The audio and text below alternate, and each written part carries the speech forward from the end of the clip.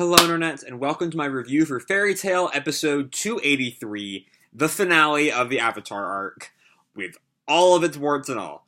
When we last left off, the purification plan started, Team Natsu arrived to wreck Avatar's shit, they had a lot of fun beating the crap out of all the henchmen, and a good bit less fun, beating all the Light Commanders. And after that all happened, Natsu squared off against Arlok, the Avatar leader, and that's where we leave off. So, this episode can very clearly be split into two halves. The battle half and the epilogue half. And the epilogue half is notably better than the battle half, but if you look for it, there is still some fun to be had in the battle half that we'll look at. But first, we have to discuss what isn't fun. When the hero, when Natsu, can just bust through all of your main arc villain's magic with barely breaking a sweat, it really exemplifies my biggest problem with the Avatar leaders, is how intensely non-threatening they are.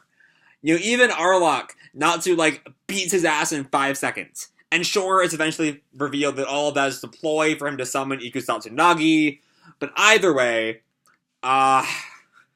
it's just kind of pointless, Kind of, not pointless, more like non-threatening. It's just non-threatening. But what's not non-threatening? Ikusatsu Nagi's arrival. Even though, I read the manga, this came out in the manga 3 years ago, I read it then, and I know how this part ends. I knew going in, Natsu one punches Ikusatsu Nagi, and he just kind of explodes. Even still, his arrival, there is still this sense of tension. As, the sky turns purple, and you hear the lumbering footsteps of Ikusatsu Nagi. He's sufficiently threatening, which kind of makes it all worse when he's just one punched in the end. We find out after this that the real purification plan was not that they were going to wipe out the population of Malba, but it seems like he might do that anyway, because Ikusatsu Nagi is going to kill and kill and kill until there's nothing left in the area to kill. But anyway, his real plan is to wipe out Avatar. And from the souls of the followers of Zareth will summon Zareth. Which, as I mentioned last week, just doesn't really gel with what Gray said. How Gray said that he was stationed at some branch of Avatar and not at the main base, despite the fact that the leader is pretty clearly stationed there, given that he is making secret plans for the actual plans. It's kind of weird. Also, just even disregarding that, I'm still kind of two minds on the whole purification plan twist as a whole. On the one hand, it sets Arlok up as this kind of opposition figure to everything Fairy Tail stands for. Even more than, Zareth and Acnologia, Arlok is the anti-Fairy Tail. His whole thing is, your friends, your allies are the people who, you just have to step on them to get higher up. Kill them to summon Zareth. And, it's a little on the nose, especially when Arlok and Natsu start yelling at each other about, what a friend is. It works, and, I do love Fairy Tail soundtrack, and, I was, I was straight up singing to the background music. As Natsu ran up the sword, I was straight up singing. But yeah. So, it is a little on the nose, but, Arlok sacrificing his friends makes him the anti-Fairy Tail. More than really any other villain, which is kind of a shame that someone who is so clearly a counter thesis to the show's main ideals is this kind of fodder villain. Though I will say I am grateful that Zareth and Acnologia aren't just hey, fuck your friends. Nah. Especially in Zareth's case, they're a lot more deep than that, as we will find out next week. With that next time trailer, my favorite fucking chapter is coming up. But yeah.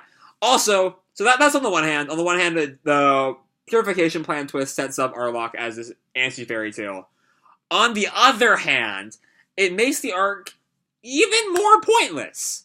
You know, as I've already said, this plan will not summon Zareth. Because as we who have seen Fairy Tail Zero know, Zareth is not some god. He's a man. He is a really powerful, ageless man, but he is a man. So, like, killing a bunch of people won't make him descend from the heavens. That's not how this works. But yeah. After that, we gotta talk about that. The punch heard round the fandom.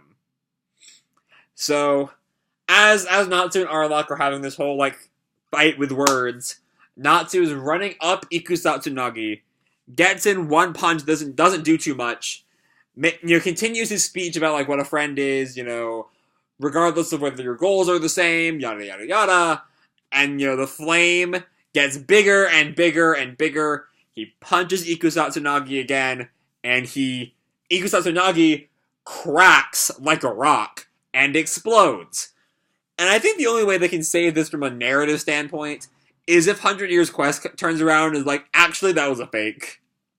That would be kind of a cheap fake out after 3.5 years ago this came out in the manga. But you know what? I hated this scene in the manga. I've heard people try to defend it with, like, dragons are stronger than gods in Fairy Tail. That's how a dragon slayer took care of a god slayer so easily. But we know that's just not true. When god slayers were introduced way back with Zancro in Tenro Island, their whole thing was that they were stronger than their respective dragon slayer.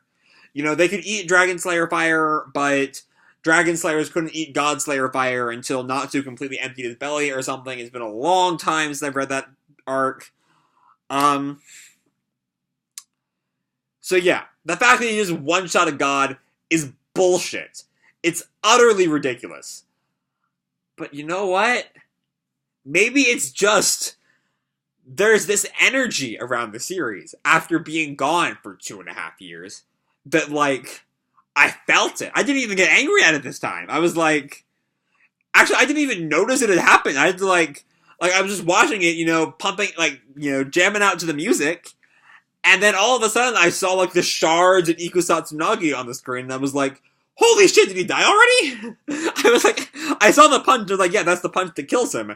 But I didn't quite, like, notice that, like, it had happened. And I don't know, it's never gonna be a good plot beat. But god damn it worked. I was like, I was feeling it. I was feeling it. I had fun. And that's what Fairy Tail is at its best. Fairy Tail isn't some masterpiece of modern literature. Fairy Tail is fun. And I dig it. I dig Fairy Tail being fun. Yeah.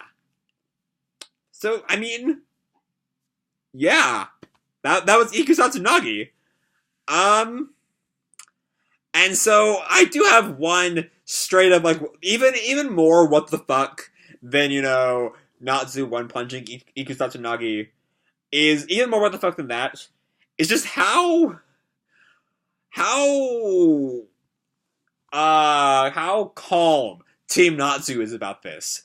Like, especially Urza, who is the only one that we know is, like, aware of what Ikusatsu Nagi is. She just watched Natsu, like, one punch one of the 18 war gods, and she's just like, man, Natsu sure has grown up. Like, okay, Urza, alright. But after that, we get the epilogue part, which is phenomenal, and I love it. And I don't have a lot of notes on it, but just because it's just, the show being cute and funny and reminding us that, like, this is kind of the best cast in shonen. There aren't a lot of shonen casts that I would, like, want to spend time with more than the cast of Fairy Tail, and just getting to watch them, like, hang out it's its own reward. We don't need, like, the world-ending stakes are nice and all, but we don't need them to have a good show. We have a phenomenal cast just right there. They all are, like, such good friends and, like, so good at, like, teasing each other and just being the wonderful friends that they are, I just love them. You know, I love the cast of Fairy Tail. Um, I make no, you know, people in the past, pretty much since the Alvarez arc kicked off in the manga, the whole thing has been, you know, hating on Fairy Tail, like, the past 3+ years now, and, like, I created this channel, first of all, as, like, a pushback against that hatred, because I unabashedly love Fairy Tail. So, honestly, I've hesitated to say it throughout the first, like, 10 minutes of this video. I loved this episode.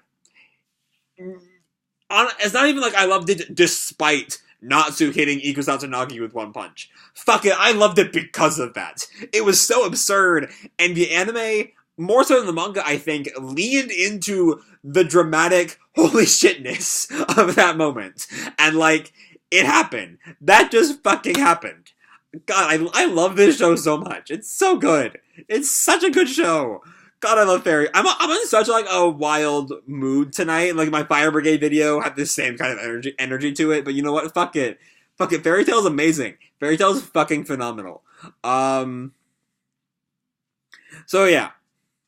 After we spend time with Team Natsu and our council trio with Gajio, Levy, and Lily, Sting and Rogue. I was about to call them Frosh, and I'll get to that in a little bit. Sting and Rogue show up with their respective Exceeds. So they quickly notice that Frosh has gone missing, and just popped up right with Lily, Carla, and Happy. And then Gray sees Frosh. And, you know, there's this moment. Natsu notices Gray noticing Frosh. And there's this moment where Natsu's like, oh shit, is this still gonna happen? Did we fail? Is Gray still gonna kill Frosh and push Rogue down the path that will lead to, you know, the Eclipse Gate 7 years from now, or 6 years from now at this point?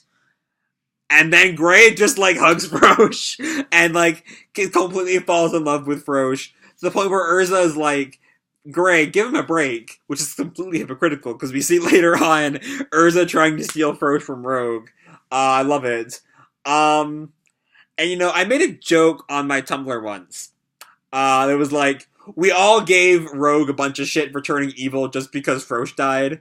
But straight up, I would turn evil if Frosh died, and I stand by that. I fully stand by that. Frosh is the purest soul, and I adore Frosh. Yeah. So after that, Sting and Rogue show up, at where the rest of the cast is.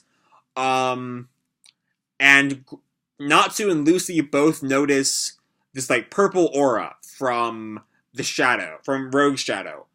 That is the shadow figure that was controlling him in his fight with Gajeel in the Grand Magic Games, and eventually took control,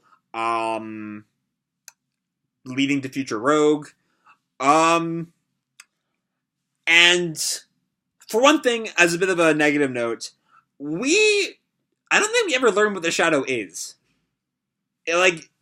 Maybe it was, I don't know. I have no idea what the shadow is supposed to be. I don't think this ever... If someone knows what the shadow is supposed to be, please let me know, because I do not remember what the shadow is supposed to be. But, like, honestly, I had forgotten the shadow got any resolution whatsoever. Like, for whatever reason, I had thought that the whole, you know, Gray and Frosh plot had got dropped in the wake of all the god slaying, and we just, like, never touched on it again. But I had just forgotten. So I apologize, Avatar Arc, for hating on you so much. That's kind of the theme of this video. It's a whole lot more fun than I remember. It's so much. This episode is so... This arc is so utterly ridiculous that I just am so sucked into it. But yeah, I think the Purple Shadow's disappearance signifies that any chance Rogue had of becoming future Rogue is now gone for good. You know, Frosh will not be killed by Gray, or by anyone on anyone that would, like, make Rogue turn his evil on the rest of the world. Maybe he'll get killed by, like, a bad guy, and Rogue will just, like, wipe out the opposing side. But Frosh is safe for now. So yeah, that's kind of where the episode ends off. The cast is all together. My family's back. I've really missed these guys' animation. All right, it's so. I know next week, we'll get the whole gang back together. I'm looking forward to it. Not the only reason I'm looking forward to it. I'll get to it in just a minute. But anyway, all in all, my all in all section for the video.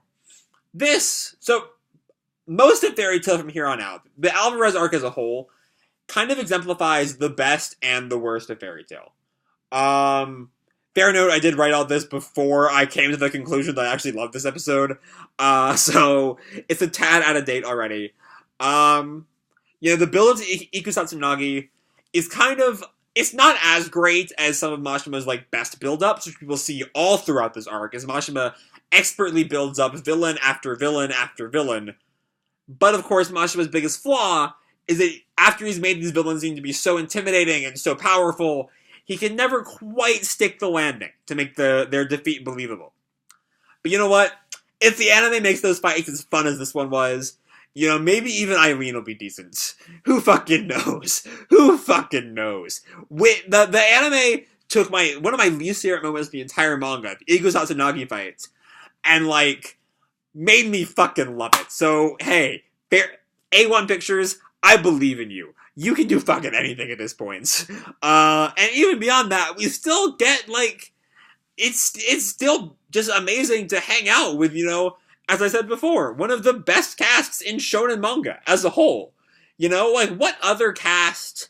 Sure, their casts are better written than Fairy Tail's. I admit, Fullmetal Alchemist continues to exist. But what other cast feels so much like a warm, loving family than Fairy Tail's? I don't think there's none that I've ever seen. That's for sure. Maybe the Straw Hats. Maybe the Straw Hats get there later on. Again, I'm still at very late Alabasta. I'll finish it eventually. I got 15 chapters left in Alabasta. But yeah, I love the cast of Fairy Tail. I can't wait to see them come back. But next time, we get what is one of my favorite chapters in the entire series. And that is the all-important Zeref backstory. And anime onlys, you're in for some shockers. Unless you have been on the wiki in the 3 years since this came out, because that's been all over the wiki since then. If you've somehow not gotten the reveal spoiled, don't go on Zeref's Fairy Tail wiki page, or it will be ruined. Don't even look at him on Wikipedia, or let's see what happens if I Google his name. Zeref. Yeah, if you Google Zeref, you will get it spoiled. So, don't Google Zeref. Don't even think about Zeref for the next week until you find out the reveal. Hopefully the reveal did not pop up on my glasses, because that would be really embarrassing. But yeah, this was a great episode, and I hope you all loved it too. And if you did, feel free to drop me a like, or a subscribe, or fucking anything. I don't fucking know. What are words? This is not my outro, but I'm gonna roll with it. Anyway, as always, people, keep kicking ass and out. Yeah, what are words? What are words tonight, my friends? I have been yelling for 18 minutes now. Keep kicking. I don't know why I made that my outro. First of all, I'm gonna go on a tangent here, because I can't say keep kicking ass, because the put and cut and the get so blah. Blah is my thoughts on words. Yay is my thoughts on Fairy Tail. That's my review. Anyway, keep kicking ass. See what I mean? See what I mean? See what I mean? Anyway, bye guys.